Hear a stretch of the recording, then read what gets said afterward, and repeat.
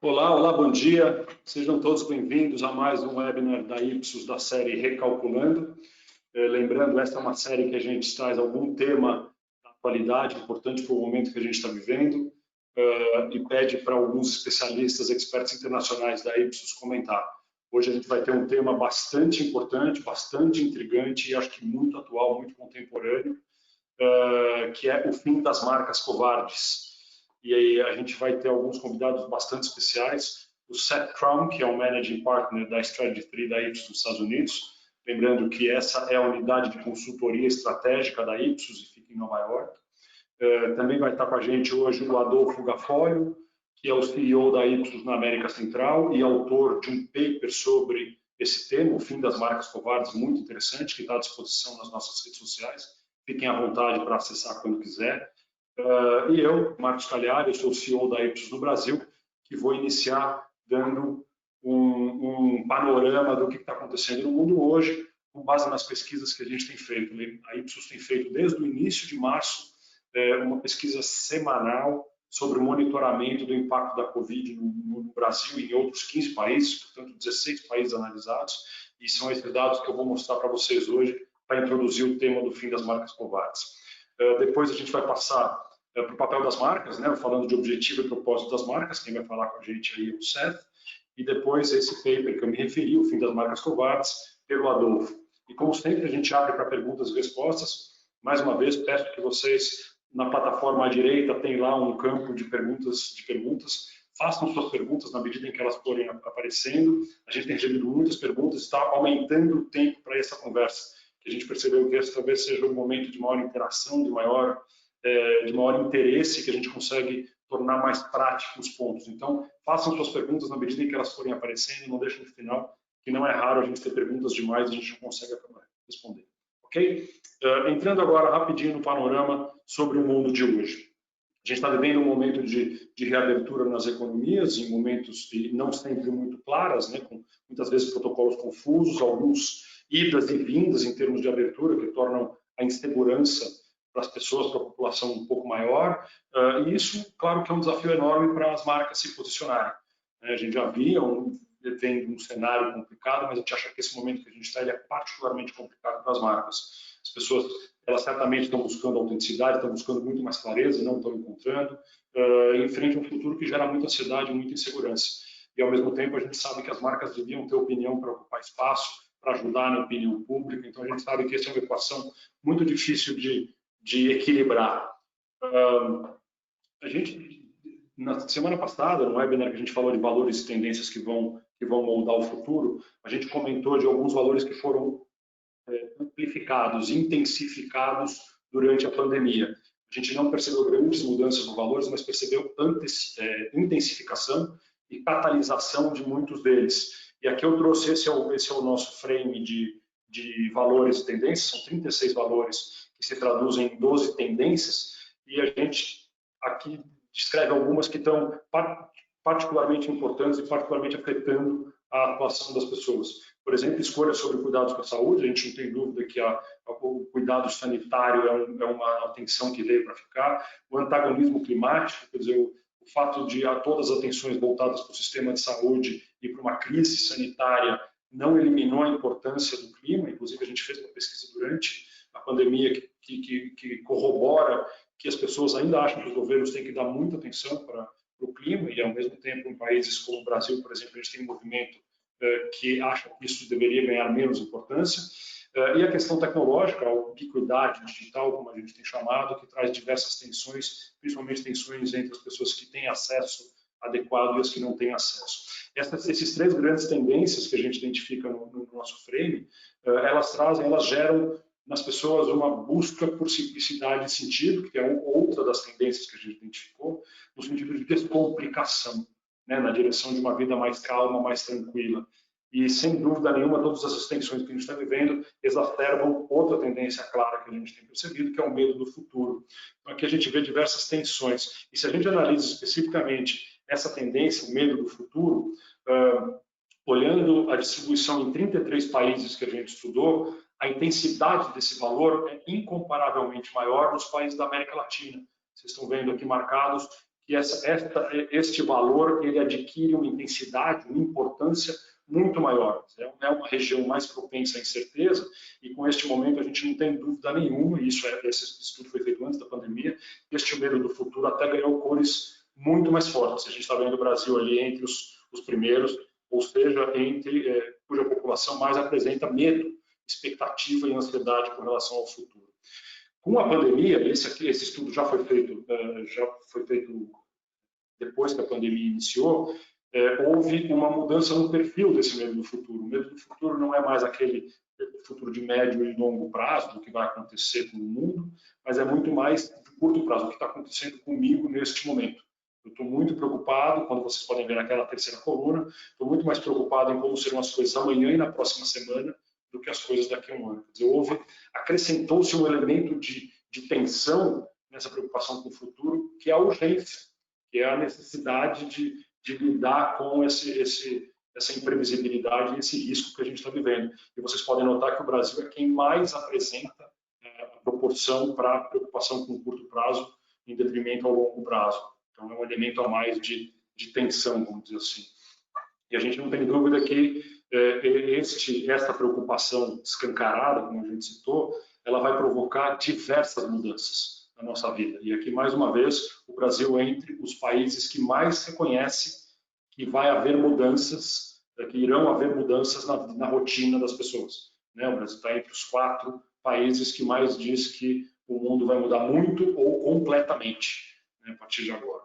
Só que a gente está vendo que essas mudanças não vão vir de uma fonte mais constituída, das autoridades, por exemplo, governamentais. A confiança durante a pandemia no governo foi a que mais caiu. Vocês podem ver que 45% da confiança no governo cai durante a pandemia.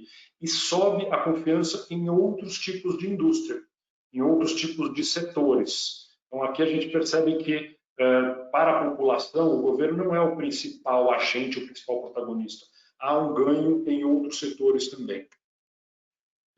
Some-se a isso uma expectativa já existente de que as empresas tenham um papel social e contribuam para a sociedade muito mais do que contribuíram no passado. 77% da população brasileira concorda com isso.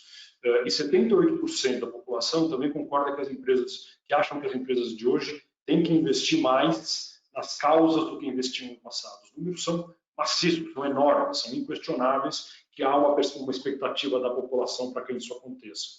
E como as marcas devem participar? Isso aqui também, durante a pandemia, 69% das pessoas querem ouvir mais sobre as marcas que as empresas têm, quer dizer, a continuidade, o papel das marcas é um papel muito importante na continuidade, na tranquilidade, no hábito. Então, ela acaba tendo um papel também psicológico de conforto aqui. 67%, praticamente 2/3 da amostra, diz que quer saber como as marcas e as empresas podem me ajudar na situação atual, e metade, interessantemente, diz que não basta oferecer solidariedade. Você tem que ir para um processo de ação, de materialização do discurso. Mas, de qualquer jeito, os números são muito altos na expectativa de que as marcas ocupem um papel maior. E outro ponto bastante interessante é como deve ser o tom dessa conversa. Essa conversa deve ser simples, deve ser autêntica, não deve ser solene, ou séria, ou reverente, como foi durante muito tempo no passado. Ela tem que ser leve. Há um processo de personalização das marcas e dos produtos. As empresas não têm que ser superiores ou inferiores, tem que ser uma conversa de igual para igual com os seus consumidores, com a população de maneira geral. E isso acho que é um tom bastante diferente do que muitas marcas tiveram no passado. Por fim, eu queria só chamar a atenção para um gap interessante. Para os comunicadores corporativos, as pessoas responsáveis por comunicação corporativa, maciçamente, eles acreditam que as empresas estão assumindo a liderança no enfrentamento da Covid. Estão falando de 75%. Mas quando a gente traz isso para o que a população acha que ninguém está fazendo um trabalho muito bom. O governo também não está, que é quem deveria fazer, mas 30% acha que as empresas estão fazendo um trabalho bom. Houve uma queda na confiança do governo e uma subida relativa por parte das empresas das marcas, mas ainda não é suficiente. Eu acho que o mais interessante aqui é ver o gap que acontece. 75% das empresas acham que estão fazendo um trabalho, estão tomando a liderança, lidando com a pandemia, mas só 30% das pessoas acham que as empresas estão tomando a liderança. Quer Quer dizer, claramente isso reflete um gap que a gente tem que fechar. A empresa tem que perceber e tem que tornar mais relevante a sua atuação para que as pessoas também percebam isso. Então, acho que isso a gente tem um panorama bastante interessante de um momento de tensão, de preocupação com o futuro grande e tradicional, principalmente para a população da América Latina, em particular do Brasil, que essa preocupação não vai ser suprida pelo governo e que tem um desejo que as marcas supram esse papel, que ocupem esse vácuo criado pela falta de confiança no governo. E acho que esse é um ótimo pano de fundo para a gente começar a nossa discussão sobre o fim das marcas covardes. And now we would like to invite Seth to take over and talk about the role of the brand in these times. Seth, the floor is yours. Thank you, Marcos. So as Marcos mentioned, sorry, I'm just getting my computer set up here to share properly. As Marcos mentioned, my name is Seth Traum, and I am the Managing Director of Strategy 3 in the US. Strategy 3 is Ipsos's marketing, brand strategy, and innovation consultancy. And we do have a branch in Brazil led by Andre Galeano. And I'm going to walk you through our perspective on purpose today. The two things I'm going to talk through are our perspective on purpose-driven brands. What does purpose-driven, what does purpose really mean for brands, and how do brands live it? And then I'm going to walk you through the way in which we help our clients to develop their purpose, to identify what it should be, and how to bring it out into the world. So first I'll start with our itself. We published quite a bit on purpose, and this is one of the things we published here, but there's two quotes I pulled from it that I think are most relevant. The first is that to ensure corporate citizenship resonates with consumers, employees, and investors, businesses must make a genuine attempt to create positive social value. The key there is what's highlighted. It's employees and investors. And what's really important about purpose is that we're not talking about simply something that you would broadcast to consumers, to share with consumers about what your brand stands for. But purpose done well also engages your employees and makes them excited to come to the office every day to work for your company. And it also engages, or to the factory, to wherever, whatever kind of employee they are, and investors as well. It gives investors a belief that your company is strong and your brands are strong, and that they should invest behind you as well. So purpose is really important for all three of those audiences. Secondly, it's about creating an authentic, credible purpose, because it has to be authentic and true to your brand, and it has to be believable. If you stand for a purpose, yet you don't display it with your actions, then you really stand for nothing, especially in today's environment, which we will talk about, I'm sure, later on, in terms of COVID-19 and racial injustice and pride and all of these elements that are occurring simultaneously. Companies are being evaluated and seeing if they're fit for purpose, and they're being judged. The challenge with purpose is that sometimes companies go overboard. And this cartoon, I think, says it really well.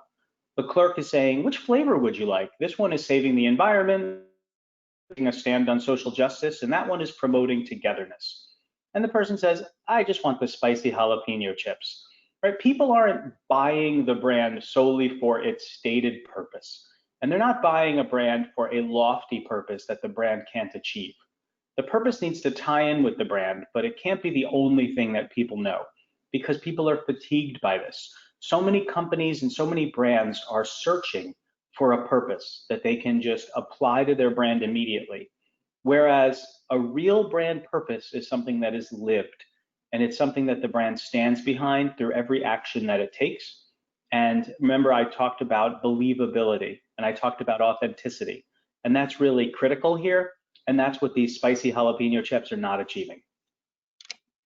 Because the brand purpose is not something that's top down. It's not just told to you by the company and then you just live it immediately. It's not a tagline. It's not something a company says but doesn't stand behind. It's not a trendy topic of the day. It's not superficial or something that's nice to have.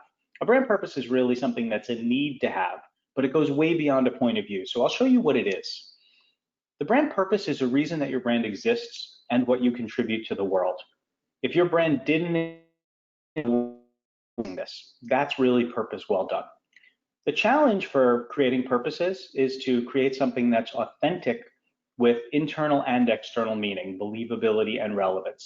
So remember that internal and external piece. Internal is to your employees, and external is to consumers and to the investors, to the marketplace. But it has to be authentic and believable and be highly relevant to your brand. A purpose gives people the only easy choice in the moment. Right now, there's so many different choices people can make in terms of what they want to buy, what service to engage with, and they are filled with all these choices. How do you make sure that they only want to choose you because of what you stand for as a brand, not just because of something that they need to purchase in the moment? Because if you can do that, you can also make sure people feel good and empowered beyond the moment of purchase, and they're proud of their affiliation with your brand. And what it takes to do this properly is understanding the contextual drivers of what people care about in their lives. That's the context. What do people focus on today? What do people care about? And how do you make sure that you fold that context into your brand purpose properly? And then we want to talk about aligning that with your brand do and your brand say. What your brand does, what actions you take, but also what you say and how you communicate. So we're going to go through all of those different pieces today, and I'm going to show you that in terms of how we do it. And we'll start with the element of what it takes to properly build your purpose. So we have a 5-step process that we tend to follow, and I'm not going to walk through every step we take in terms of the types of research we field or the types of workshops we hold, but I'm going to try to give you some more examples to give you something more insightful than that. And so we start with context, which, as I mentioned before, is understanding the societal context. It's understanding the moment and what people are living through and what people care about and focus on. Because right now the lines in our world are being blurred, and I purposely haven't brought in some of the new headlines around COVID-19 and around racism, or as in the US, we refer to it typically as BLM, Black Lives Matter, because I know we're going to get to that later on today. Even a few months back, before the pandemic and before the world changed, the world was being blurred in new ways that they hadn't been before.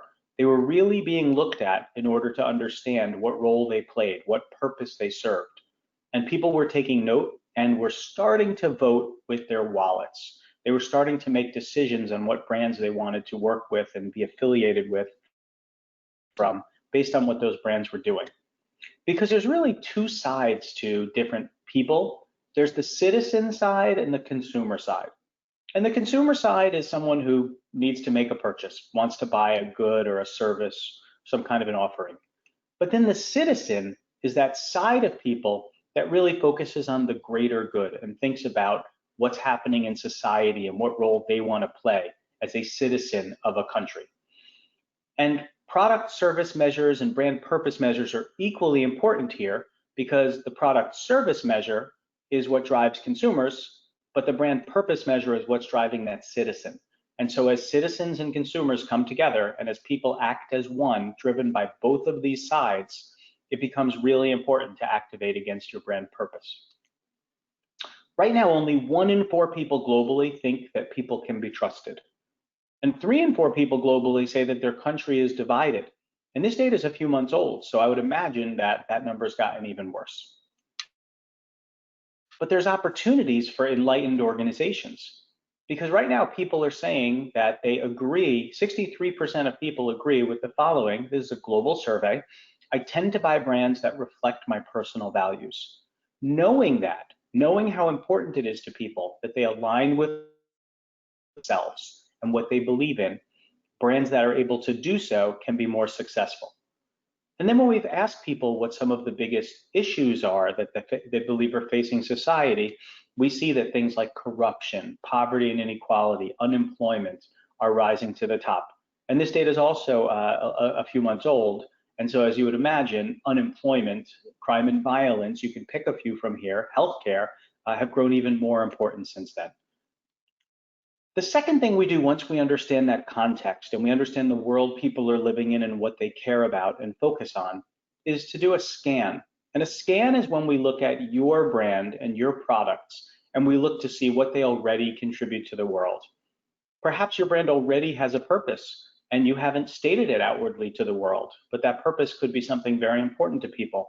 Perhaps your brand hasn't yet found its purpose. This is where we look at things like brand attributes to understand what brands stand for.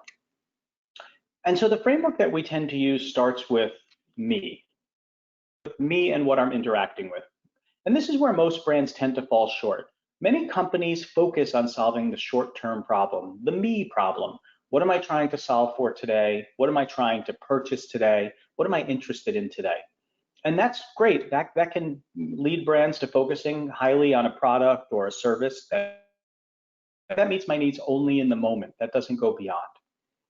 Brands that are more successful think bigger than that. And they start to think not just of me in the moment, but also of me and my entire world. What am I interacting with on a daily basis? And how can brands give me a superior holistic experience? How can they give me something that impacts not just me, but my world? What exists around the particular moment in which I'm making a purchase? Because the purchase moment is only one small part of the experience.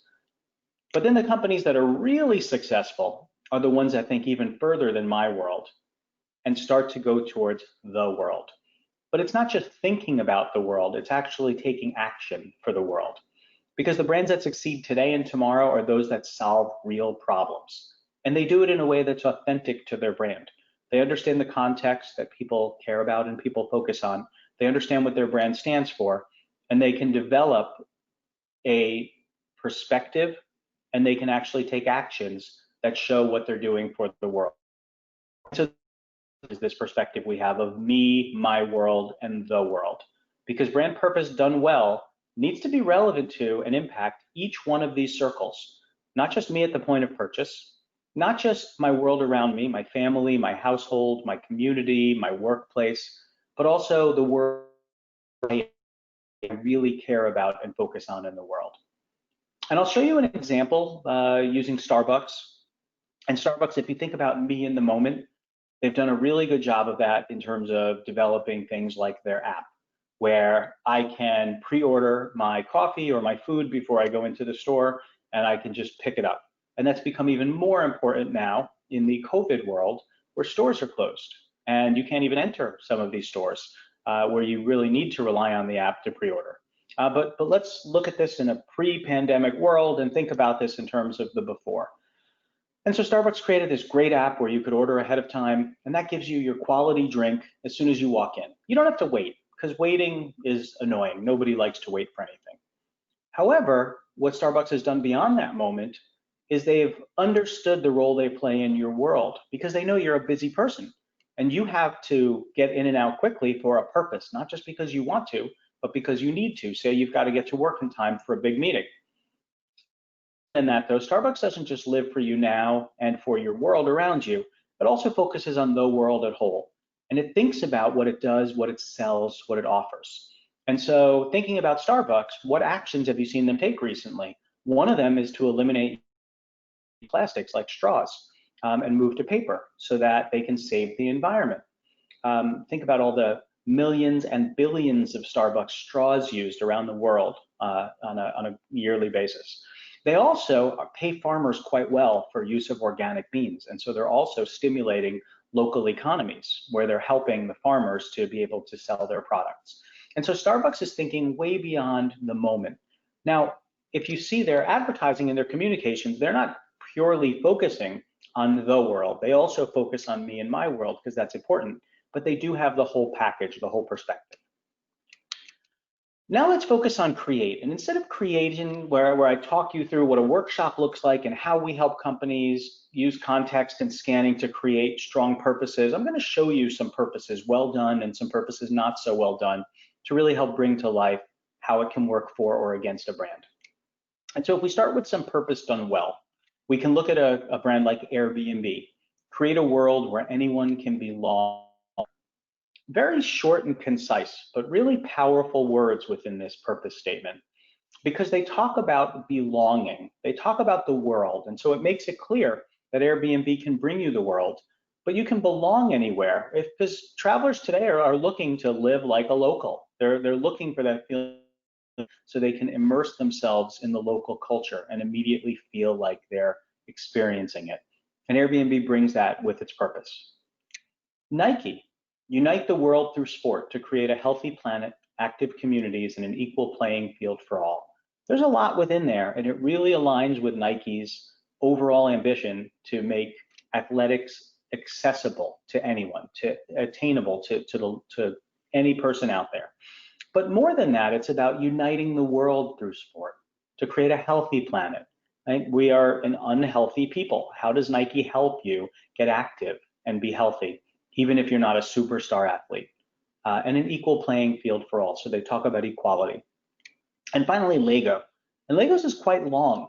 Inspire and develop children to think creatively, reason systematically, and release their potential to shape their own future, experiencing the endless human possibility. This is a very lofty brand purpose. But if you break it down and think about the elements, it's about inspiring children to think, to reason, and to release their potential. And what's amazing is the way that Lego's brought this to life. You can take a Lego brick from 50, 60 years ago, and you can fit it into a Lego brick being made today. So functionally, their product works really well, but they also help you get creative. They their children, and so they're really living their purpose. So I like these three different examples of purpose because it shows you a purpose statement doesn't need to be short or long. It just needs to align with what your brand stands for and what you offer to the world. Now let's look at purpose that needs a little work, maybe not done as well. And we'll start with Facebook. And Facebook's an interesting one. Give people the power to build community and bring the world closer together. And for many years, this worked really well for Facebook, and they could live this. This is people were getting reconnected with people all over the world that they hadn't seen in years. It allowed people to foster deep connections and to have community. But if you look at Facebook over the last few years, there's quite a lot of divisiveness. There's a lot of division caused by Facebook. And it's oftentimes taken away by some what we call bad actors, people who are not acting in the best interest of everyone. And they're using Facebook as a platform to spread malicious things. And a place that people talk about where people do a lot of bragging and other people get envious of others. And so all of a sudden, what was the power to build community has shifted. So unfortunately, through no bad deed of Facebook, the world has shifted around Facebook, and it probably needs to realign its purpose. And another one we look at is Verizon. And Verizon was originally a word created out of two words, Veritas and Horizon. And so they've done the same thing with their purpose. Their stated purpose is human ability, which nobody knows what that means. And so it goes to show you another lesson about purpose. If people don't understand it, if people can't read it and immediately understand what it means, it's not effective. And so if you take all this and think about it together, purpose done well, purpose done not so well, it's really understanding not just the elements that fall underneath a brand's purpose. And I have a picture of the brand key here. Some brands use a diamond or a pyramid, but it's essentially a brand's value proposition, which is its benefits, its target audience, what the brand stands for, what key insight it's trying to solve for. All these different elements factor into your brand's overarching positioning, and your purpose needs to sit on top of it. But remember what I said about context. You can only build your purpose properly if you have that context. Your key needs to fit into the lock, and that context can be the environment. It could be or it could be about all of those. Knowing that context is really critical. So now I'm going to walk you through what we call the do and the say. And as I said before, that's what brands do, what actions they take that people see them taking, and also what they say, what method, how they communicate. And with this also, I think it's good to start with an example. And so let's use Barbie as an example. For many years, Barbie was criticized for reinforcing gender stereotypes and also negatively influencing girls' perceptions of themselves. Barbie was an unattainable beauty, this blonde woman with proportions that people couldn't seek to achieve. And in 2016, the brand went through a huge product refresh. And the product refresh brought a lot of different types of Barbies, different shapes, different sizes, because people are different shapes and sizes, different skin tones. And so they really sought to create a Barbie where a person playing with a Barbie could look at Barbie and say, oh, that reflects me and that reflects who I am. And they even have an inspiring women series. You see the Katherine Johnson doll on this page, and she was a famous NASA mathematician who helped get the space shuttle into the sky. And so she absolutely should serve as inspiration, and she's also a person of color. And so if you think together, you can really see the way that Barbie shifted. There's original Barbie, there's curvy Barbie. So there's all these different ways that Barbie has brought this to life. But more importantly, it's able to reflect the purpose of Barbie, to inspire through making these changes and through allowing young people to see themselves in their Barbies. It was able to inspire limitless potential instead of really hurting that confidence in girls. And more importantly, Barbie's also put its money where its mouth is, and they funded something called the Dream Gap Project, which helps to close the confidence gap that girls can develop as early as the age of 5. And through this, they've had a strategic turnaround. They've been able to turn around years of double-digit declines, and they've had consistent quarterly growth since the end of 2017, a little bit after this launch. So what did Barbie really do? What did Mattel do in support of Barbie? They stopped communicating that Barbie's all about how she looks. They started demonstrating how Barbie can fuel dreams for young kids, and they continued selling dolls, but now in new forms. And the impact of this on what people did is they allow consumers to think, well, it's great to see Barbies evolving. They can feel proud to be providing their child with positive, but also attainable aspirations. And people they would buy Barbie, also play with them, with their children, which is really powerful also. When you can get adults to play with their kids, it really helps kids develop. So Barbie really leaned back into their purpose and found a way to achieve it. And they thought, and they said, and they did. So if you really think about the end point of this, what brings together, it really brings together the context and market factors. It brings together your brands and what your brands already stand for today. You have brands that are in the marketplace, or even a new brand being created. It has equities associated with it. And so this is really important to finding your purpose. And then most importantly, it needs to align with what people need. And if you can get that perfect alignment between people's needs, the context, market factors, and what your brands stand for, you will allow yourselves to put out a very authentic purpose into the world. So with that being said, I'm going to introduce Adolfo, who's going to take us into the next section. And obrigado.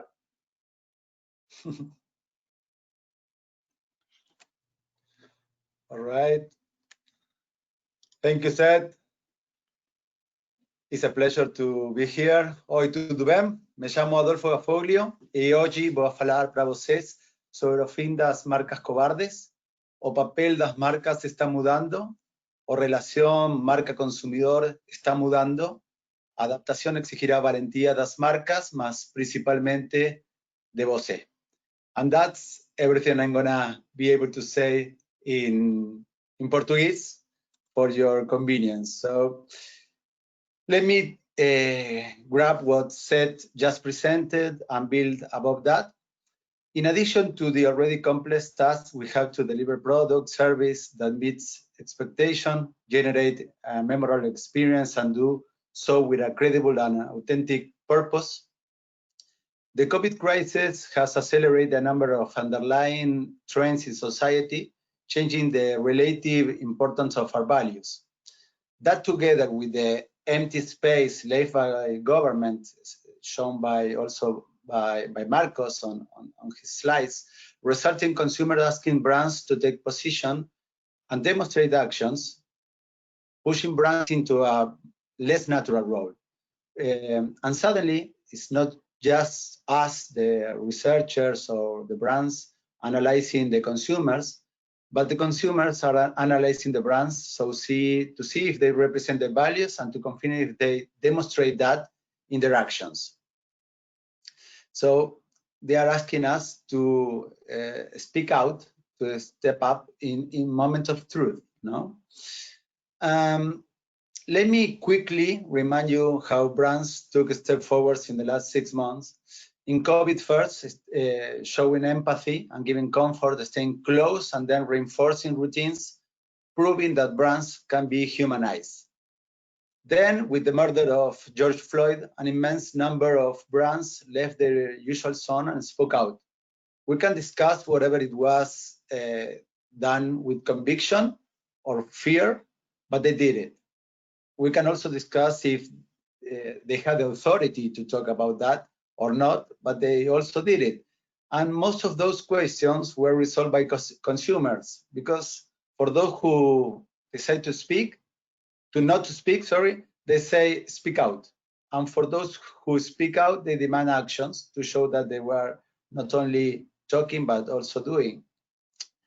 So that proves that it's better to do something than to go silent. And brands are willing to listen also and react to adjust in this kind of difficult subjects that probably none of them knew beforehand how they were going to react and how was going to be their messages. After that, or also in the same time lapse, equality movements rose, and again brands reacted with much more force than in previous years and modified something so sensitive as the brand identity with a rainbow logo, proving that brands are willing and were willing to be much more flexible. And when it seems a lot going on in these past 4 months, they also redoubled the bet by boycotting or adding to the boycott of Facebook and withdrawing the advertising, showing that there is a very in-depth sense of need, and they are trying to solve social problems, and this is very strong right now at this moment. So when I say marcas covardes, cowards means who lacks the courage to face danger or difficulty. And as I just showed you very quickly, in 6 months, the brands took more positions and significant actions than in many times before. So times have changed, the role of the brands has changed, the relationship with customers is changing. So it's time for brave brands.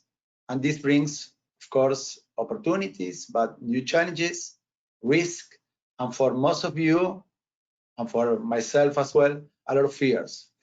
So since this is a path that we have to walk, to try to manage those fears, I'm gonna present you a few recommendations on how to manage the fear right now. So the first one, as Seth also mentioned, we need to be authentic and genuine. And to do so, we have to be genuine and find a problem, a solution, a message that has to be linked to our brands. And to do that correctly, we have to understand society, consumer, and the real problems. It's not time to adapt. It's not time to copy. Brazil is a huge country with many regions, very peculiar and particular problems, and our consumers have different needs, especially now with an increasing crisis that's going to last for a long time. So don't be tempted to copy and don't be tempted to adapt. Understand deeply your consumer, the needs and the problems, to then be authentic regarding your brands. Another thing very important is, if you have a purpose, it's much more easy to be brave.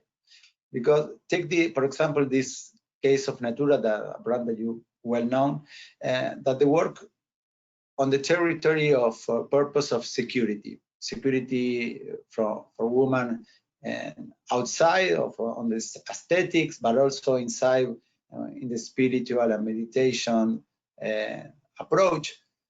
So having that territory of security allows the brand to move along the security and talk about different issues like the domestic violence, because the way that it is going to approach to that issue is going to be on the security territory, and that gives a more comfort zone for the brand to move and not to be stepping into unknown territories. So having purpose is something that will facilitate in these times of very unknown, difficult themes that are going to be arise. Another learning from Chile is that we recommend to do, then to say, and then to react accordingly. No? In the case of Chile, they launched a campaign, very meaningful, against machismo, and even though the message was very strong, of course, it was polarizing between the consumers, but they found that some consumers found that the same razor for women was a little bit more expensive than for men, giving that associating that with a pink tax, and therefore not aligning to the message. And later they also have a problem with the sponsor of one of the main football stadium with a prostitution solicitation accusation to the owner of that stadium. And consumers asked the brand to react and to take out the sponsorship of the stadium. At the end of the day, we know that consumers do not trust the brand's message until they see it. So we have to do, say, and then react accordingly. We also know, you probably are familiar with the cases of Jan Tamina and many other brands, very well established, where their main property, brand property as the name, has been challenged. Recently happened the same with the stadium of the name of one football stadium and football team. So it's not time for stereotypes, but stereotypes are not only that. We have a lot of stereotypes, even on Barbie, on our product, but also on our messages. For example, take the example of Givenchy, these luxury brands that support the BLM movement, and then when they have to present the new designer, they decide to do it in this way, and a picture of him in a very dictatorial way, facing their employees. He's not wearing a mask. They are on white, he's on black. Most of them are women with face masks, and it seems not right for this moment, no? And the tone seems not appropriate. But we know that luxury has a very peculiar way to communicate, very aspirational. But look, on the other hand, the example of Gucci presenting the new model and this beautiful new model, it seems so much correct for the time being, no? And it has so great repercussions for the brand, showing that they are against stereotypes right now.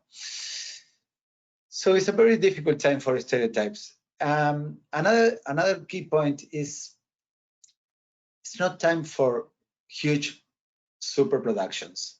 I love the case of Nike a few years ago with Dream Crazy. It's a super production. I love the commercial. But talking to the same issue on the same territory against racism, Nike had today, a few months ago, a black screen with white letters saying just simple, just don't do it. Again, working around and adjusting property as a claim, something that would be very difficult to do a few years ago, but changing that and giving a very strong message with a great idea, low-cost production, but a very meaningful message. And on top of that, Adidas built over that, collaborating and saying, this is a problem that we have to solve together. Retweeting, for once, don't do it, and Nike, after that, liking that retweet. And with something so simple of a retweet and a like, the meanings, the message was much more meaningful, showing that in this kind of subject, they are not competing. They have to work together, they have to be constructive to try to solve it, because it's issues that need more than one to try to solve. Regarding control risk and evaluating ideas, it's time for great ideas more than productions, but ideas and creative can be have to be controlled, because if we go very creative on this kind of peculiar subject, we might have a pushback from consumers. These are the cases of Cadbury trying to talk about racism on the product with a multicolored chocolate bar, or even our influencers trying to be creative and approach the same issue, painting their faces. So it's time for ideas, but it's time also for testing and to be sure that the way that we want to execute the issue, the problem, and to talk about it is according to consumers' expectation. And something very important that goes also aligned with the do, say, and react is be brave. Customers are not always right. Now, this is a well-known case for you. Amstel deciding to have La Pablo as sponsoring him, and of course having hate messages and people saying that they were not going to buy the product anymore. And the brand react to those and saying, okay, this is a space for another kind of dialogue, another kind of communication, and we are not going to accept that. The same did Jeff Bezos with Amazon, when he supported BLM, and he has a lot of hate messages, and he showed to the rest of the consumers that he was not going to accept, and those were kind of customers that he was willing to lose. So we have to accept that when we talk about this kind of polarizing and very difficult subjects for most of our base clients, we're gonna end up losing some of them, and that's going to be fine because we have to decide and make choices. To start summarizing, another very important thing right now is the tone. We have to be humanized. We have to have a humanized tone because people are expecting real people, real promises, something that can be accomplished. It's not time for politicians that promise something that they cannot act. It's not time for superheroes. It's time for regular people, but brave.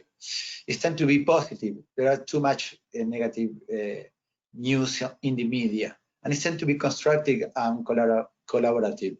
Take the example of Nike and Adidas working together to talk about a very difficult subject. And if you are authentic, probably, and you do all of this, you're probably going to be meaningful. You're going to decide what is the right problem that you want to talk about it, and how you're going to do something, and how that's going to be meaningful for the society and for the whole base of consumers. So in these very difficult times where differentiation and relevance are very difficult to get, for brands that are brave, they can step up. Relevance and differences is going to be something more easily achievable, and therefore they're gonna find out that they can have a link, a very strong link with consumers that is going to be the emotional loyalty. So that's it for me. I hope that it was clear. Thank you for having me. This is a film that's Marcas Covardes.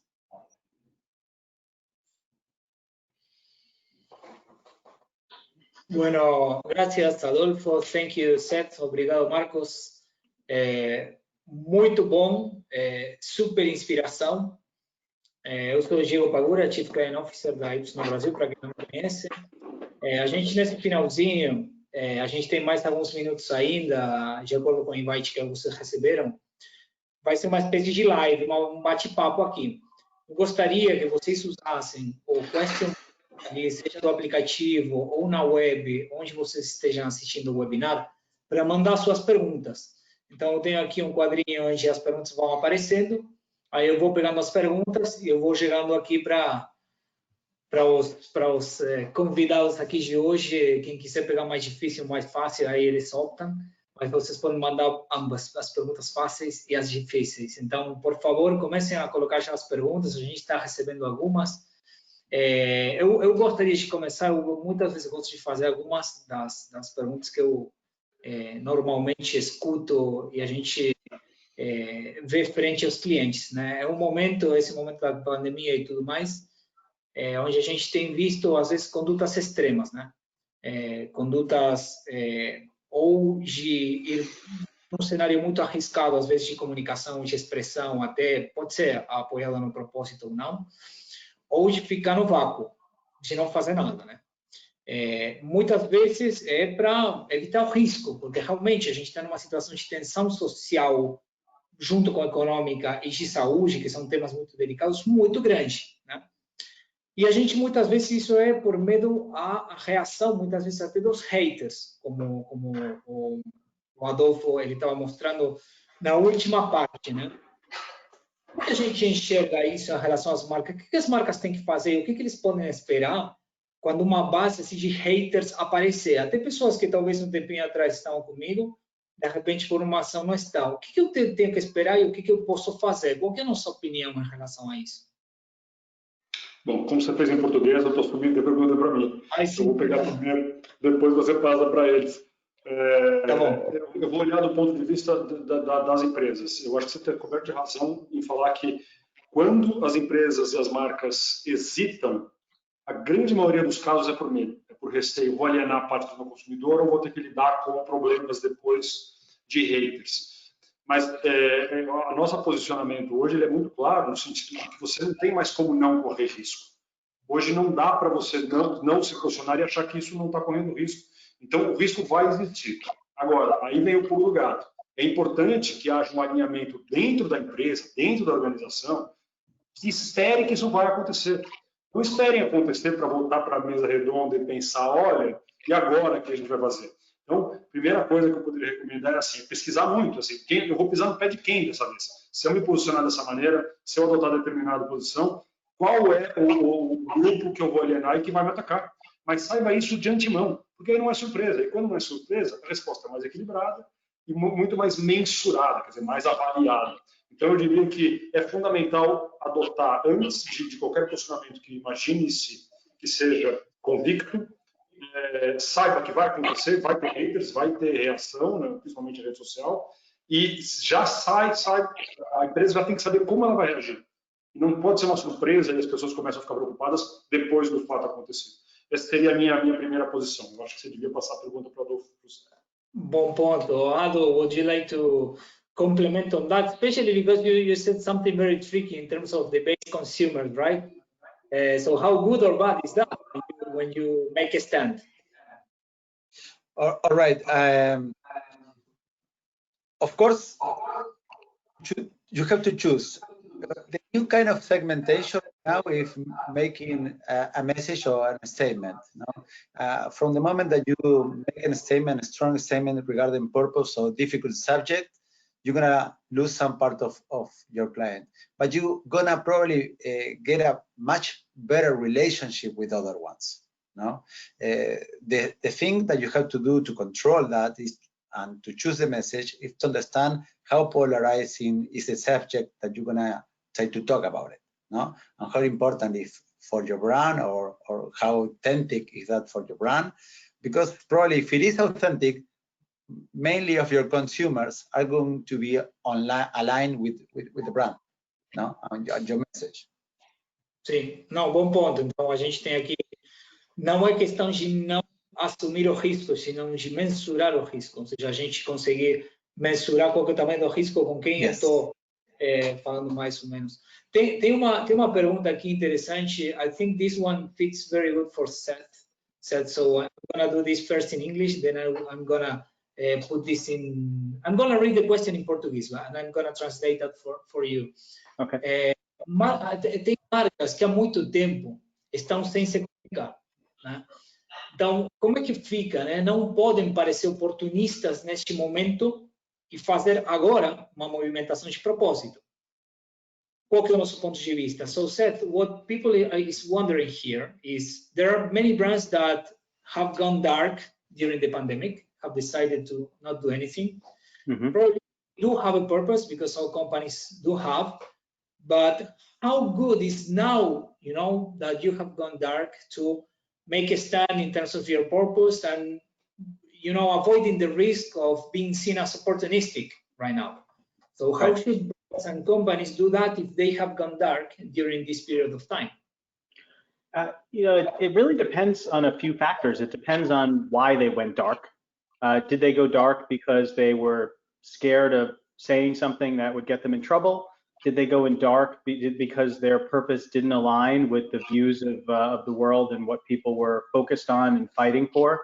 What was the reason? Were they just watching on the sidelines to see what happened with others before jumping in? Was it a wait and see attitude to make sure that they didn't get in trouble?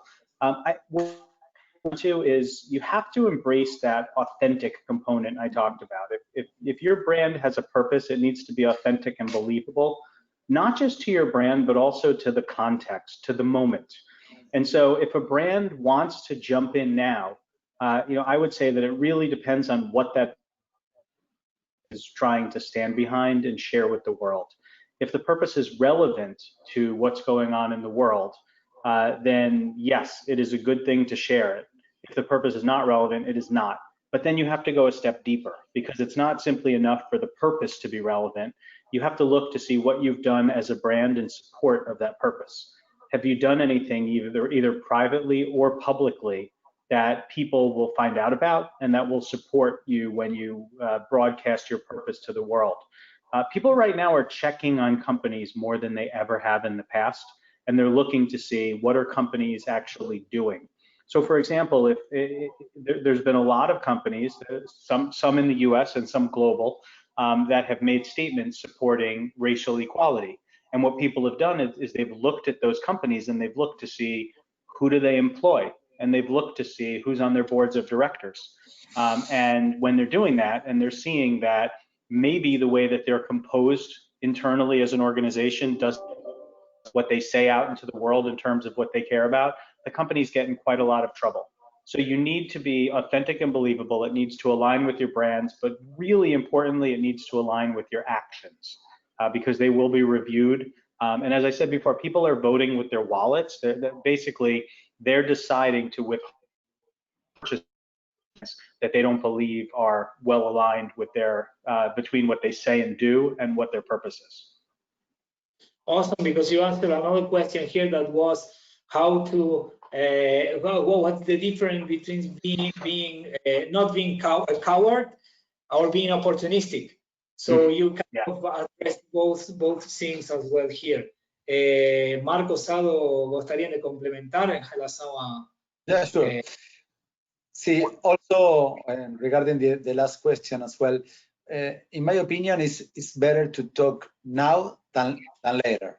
So, of course, as Seth said, whenever you talk, you have to have a solid idea on how you're gonna do, or even better if you do beforehand. But if you have been dark for the last month and you're gonna start speaking out, my recommendation would be to be sincere from the moment that you approach. The same thing that has done Adidas when he started talking about racial injustice and said, sorry that we haven't stressed or talked this subject before, but now we know that it's important and now we are working on that. So you recognize yourself as not perfect, but you want to be on board of something that is going to be meaningful right now. And it's better for consumers knowing that you're working on that you're sincere, that you're preparing yourself. And most of the people understand that these are not regular times. Everything is changing so fast. So brands have to adapt to a different situation, stepping up in things that it was not their role previously. So I think that consumers are going to understand sincere and transparent brands, communication, and approaches. And just to add on that, Diego, I'm positive that there is a set of winning brands out of this pandemic. There will be brands that are going to come out stronger than they entered. And they are definitely the ones that spoke. Of course, there are several conditions, as both Adolfo and Seth listed, but this is something that we cannot forget. Brands that are going to come out bigger are the ones that spoke. And just for the records, and if the purpose does not fit these new times, there is an alternative. Review the purpose as well. I mean, I think that this is going to be a tough spot for several brands that find themselves lost in this scenario. If you don't have anything to say in this situation, maybe it's time for yourself to make more relevant. So there is also a deeper review of strategic standpoint as well. Sim, muito bom. Não, muito bom, totalmente verdade. Tem um comentário aqui também, slash pergunta, em relação a uma boa analogia aqui também, que esse é um tema, um comentário aqui da plateia, esse é um tema tão relevante, mas tão sensível ao mesmo tempo para as empresas. Acho que fica claro a importância de ser, antes de tudo, o áudio precisa falar com vídeo, né? Para as marcas, é mais importante que falar e fazer, para não esvaziar a ativação de qualquer ação de cunho social, né? Então, como a gente falava, primeiro eu fazer, a gente falar e a gente se preparar também para reagir, né? Yeah, Diego, just brought the issue of how sensitive it is for you to position yourself without cleaning the house before, guaranteeing that there will be consistent throughout all the stakeholders. And I must add something here. Probably because of that, Diego, probably one of the most important exercises that the company can do now is really review their relationship with their employees, with their collaborators. It's absolutely essential that everybody share this purpose. So, and this is not something that we're very used to see, you know, the relationship, build the relationship and the partnership with the employees before speaking up. Sorry, Satya. Sim, não, totalmente nesse sentido. Eu lembro que a gente tinha visto isso, certo, em relação a no começo também o que as marcas esperavam, o que as pessoas esperavam em relação às marcas frente à sociedade, frente também ao papel com funcionários internos, e ambas as coisas apareciam como um peso muito forte. Bom, pessoal, a gente está chegando aqui no limite já do tempo. Eu vou agora já passar para o Marcos para encerrar o webinar. Agradecer. Thank you very much, Adolfo and Seth, for being here with us. Very inspiring listening to you, bringing these examples full of life and very, challenging. So good to have you here. Thank you very much. Obrigado a todo mundo. Eu deixo aqui o Marcos já para despedir e contar um pouquinho mais do próximo. Até a próxima. Obrigado, Adolfo, Seth. Obrigado. Incredibly important topic. Thank you very much. Obrigado a todo mundo que estava aqui com a gente, que ficou até o final, que participou da discussão, que mandou pergunta. Para a gente tem sido muito rica essas conversas e normalmente acontece até alguma coisa depois das pessoas contatarem a gente para discutir, para querer saber mais. Então, convido a todos para entrar em contato com a gente e perguntar eventualmente das informações que foram discutidas aqui, apresentar seu ponto de vista para que a gente discuta. Isso é muito bem-vindo e eu acho que enriquece a todo mundo. Mais uma vez, brigadíssimo por tudo. A Ipsos continua à disposição. Sigam a gente nas redes sociais. Muita informação, muito dado, muita pesquisa sendo publicada todos os dias. A gente tem uma newsletter semanais que estão saindo com os resumos do que tem sido mais importante. Então, aproveitem, por favor, sigam a gente para vocês estarem atualizados com as informações que a gente está divulgando. E semana que vem tem mais um evento da série Recalculando Covid-19. Obrigado, boa semana e, por favor, fiquem seguros. Tchau, tchau. Tchau.